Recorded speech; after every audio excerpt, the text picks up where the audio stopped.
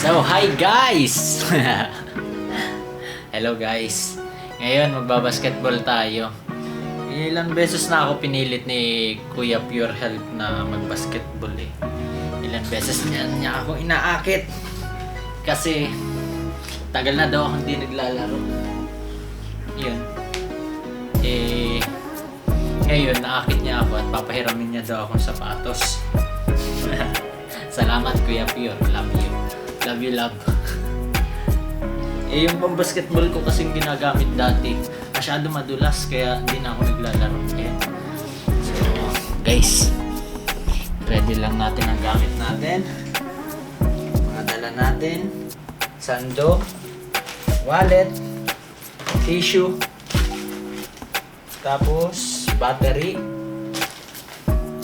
and ito, ilalagay ko sa sasakyan. Holder ng phone. And let's go na rin. At chinelas lang tayo. Ando naman na sila. Tapos ako, dala naman ni Kuya Pure yung gamit ko. So, let's go. Let's go guys. Buti na lang may tracker na yung camera ko. Kaya kahit saan ko siya iwan, goods pa rin. Chinelas, meron chinelas Papa Jones. Ano ba yan?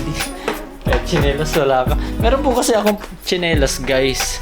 Tapos ayun nga, ito. Chinelas ko, paborito kong chinelas. Naputol. Samahan nyo ako guys today. Dala ko na ba ang susi? Alright. All goods. Patayin ko lang ang mga dapat patayin mo na.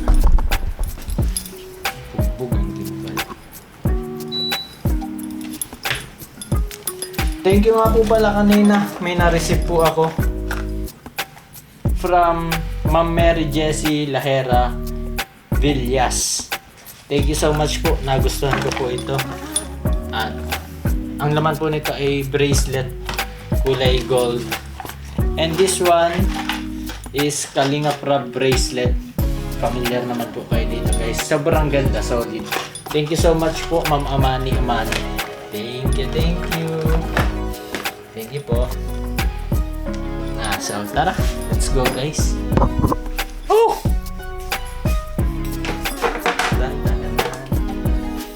Matagal na rin kasi akong walang bubuin pa bang walang physical activity, so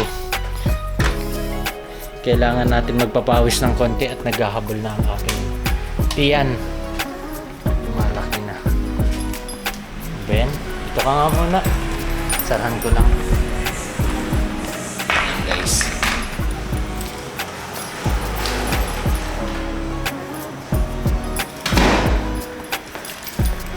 Tapos naiwan ko daw susi.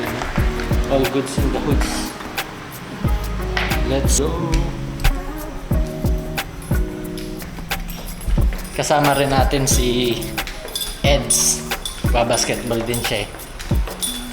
Tapos si Joms busy.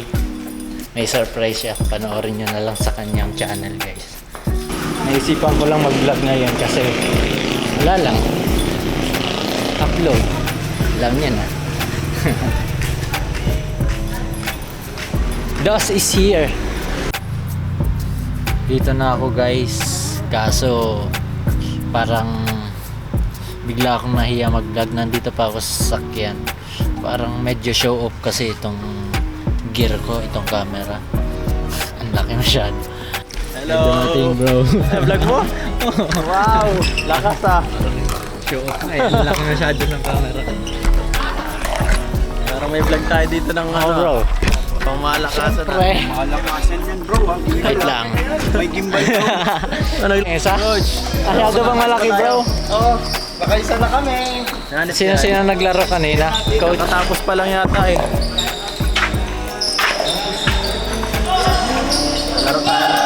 Sama natin si Papa. Ito si Ryan. Hindi ka malaro. Vlog lang. Uy, si Junay ay mali. Si David pala yan.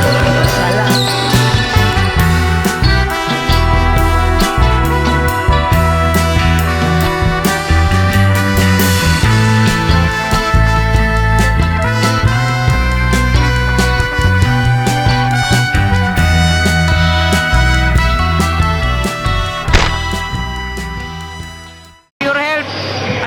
Katawan sa mata, CD.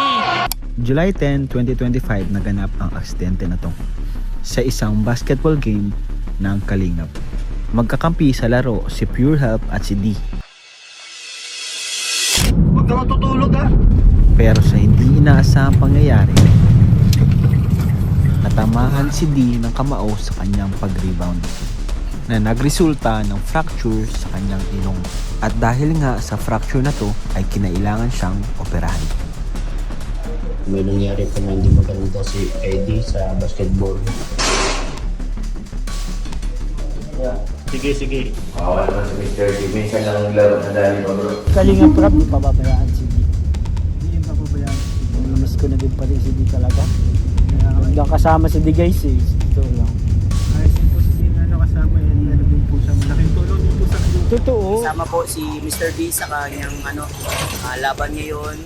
Kasama po sa dalawang. Tanto natin si D po ay na-hospital at na-operahan sa kanyang ilong.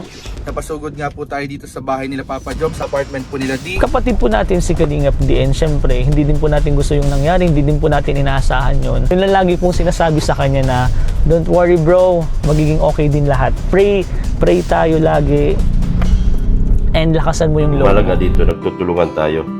Yan ang tunay na one Kalingap, one family. Magtutulungan tayo sa lahat ng problema dahil hindi naman natin madadala masusolve ang problema kung hindi tayo magtutulungan. So yun guys, yung clip na nakita nyo kanina is 5 days ago. Right now, it's July 15. Sorry. It's July 15 and 5 days na rin tayo dito sa hospital. Ayun, masyado maraming hindi inaasahang pangyayari. After na operation, nagkaroon din ng mga complications, katubig ang baga, pero awat tulong na yung God. Ayan, medyo okay na tayo ngayon, recovery na lang, pero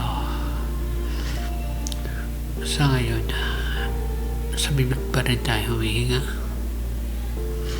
Tapos, meron pa rin nose pack, ilong natin. And, mula nung 5 days na yun, ito pa rin lang ang unang araw na nakaligo ako.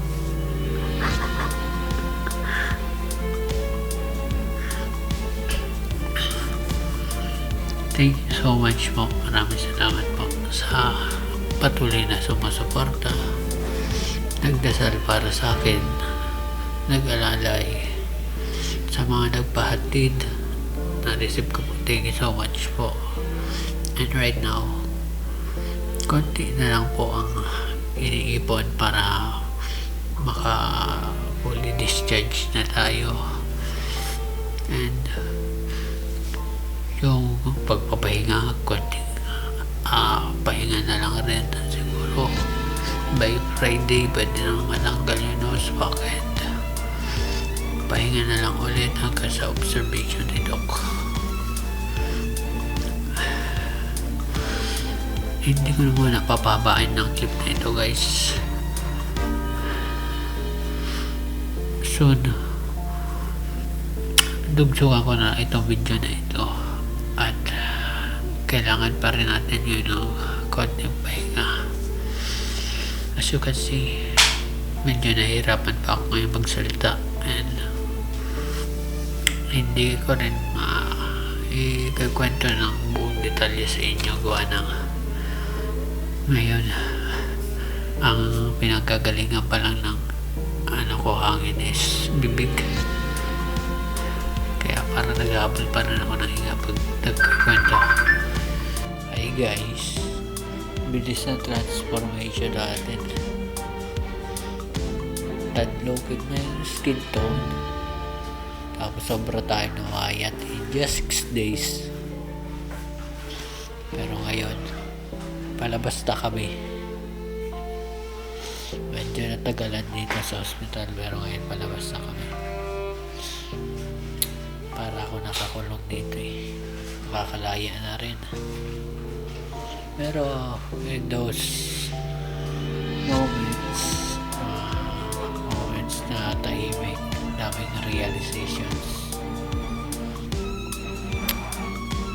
So, kumain na lang ako guys sa labas. Bye! Hello mga kalingap, magandang araw po, mapagpalang araw. Today is 22nd of July at ngayon lang rin ako nagka-time po mag-video upang ma-update rin po kayo sa nangyari sa akin aksidente. Kung natandaan nyo po yung nasal bone fracture ko. And naalis na po yung nose pack. Naalis na po yung nakapasak sa ilong ko. Nung 18, nagpunta po ako sa hospital para ipatanggal na yung yung nose pack, yung parang brace siya para hindi magbagsak yung buto na nabali po dito. Tapos ayun, 17 po ata or 16 ako nakalabas ng hospital. I believe 16. Then balik daw ako ng 18 para tanggalin, sabi ng doktor. Tapos hindi rin po ako nakapag-update na nun.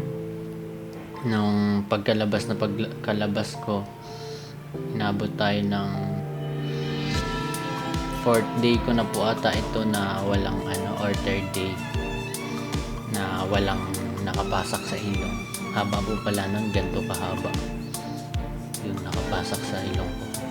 So ngayon po nakakahinga na ako sa ilong. Tapos hindi lang po ako nung nakapag-update at na busy rin. Busy sa trabaho, meetings. Kasi kahit kahit pinagbawalan tayo ng doktor na magkaroon ng fieldwork, bawal magbuhat pa ng camera, ng mga bagay-bagay. Siyempre hindi po doon natatapos yung yung mga gastusin pa rin, kailangan pa rin ng gasto sa araw-araw, pagkain, ganyan. Kaya nabisi rin po ako sa trabaho.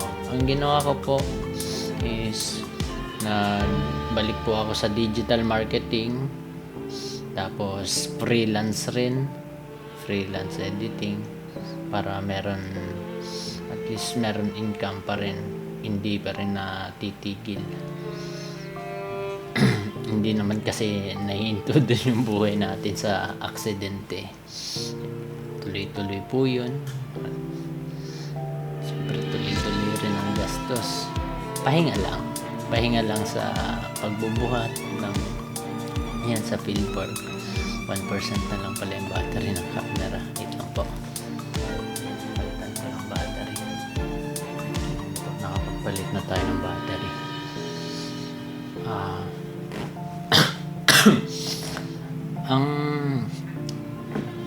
Ang dahilan ng pag-video ko po na ito, hindi lang po para mag-update, but gusto ko pong i-express yung gratitude ko. Magpasalamat po sa lahat ng nagbigay ng suporta, nanalangin at nagpadala, kasi po yung financial hindi namin kaya na kami lang, kasi even meron po akong savings pero hindi po sasapat dun sa mga pangangailangan.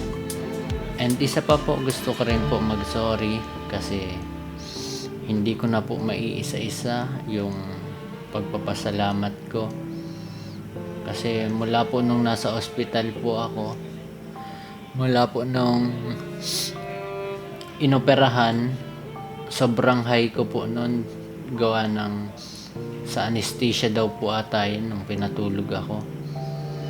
Sobrang taas siguro po ng dosage, kaya foggy pa rin yung memory yung ibang memory na foggy pa rin sa akin. Pero sa puso ko po, alam ko po na sobra po yung suporta nyo ng bawat isa. mga kasama rin po. Mula po nung dinala ako doon ni Kuya Red Zane and his wife, mula po noon, maraming salamat po sa mga nag-alala. Pasensya na po, Makati. Maraming salamat po sa mga nag-alala, sa mga tumulong. Grabe. Hindi ko po ma-express sa words lang yung pasasalamat ko. Pero maraming salamat po, naway pagpalain pa kayo. At maraming salamat po sa tulong niyo. Mukhang hindi na rin po tayo guys magbabasketball, nadala na. Never na magbabasketball.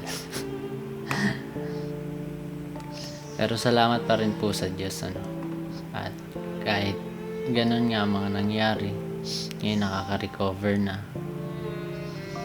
At sana tuloy-tuloy na kahit meron ng flaws, kasi parang medyo nagbukol po dito. Nagbukol dito siya. Pero hindi naman yun maibabalik ng perfect na cities. Laki na rin pala ng eyebag ko.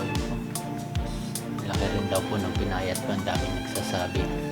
Yun po, babawi po tayo. Pahinga lang. Pero ang sabi ng doktor, ang advice sa akin ay huwag mo na magparabuhat kahit camera. Huwag daw po muna ayun, pahinga muna sa trabaho hanggang mag full heal na. From July 16 na labas ko, siguro 1 month. And next week balik na naman po ako sa doktor para mag follow up, check up. Sana po gumaling agad, mag-heal agad yung buto. Maraming salamat po sa mga panalangin nyo guys. Hindi ko man po guys maulit yung pagpapasalamat ko sa inyo dun sa mga tumulong financially. Gawa ng foggy po ang memories natin buhat nun. Hindi ko man po maulit. Alam naman po ng Diyos na yung pagtulong nyo, yung puso nyo na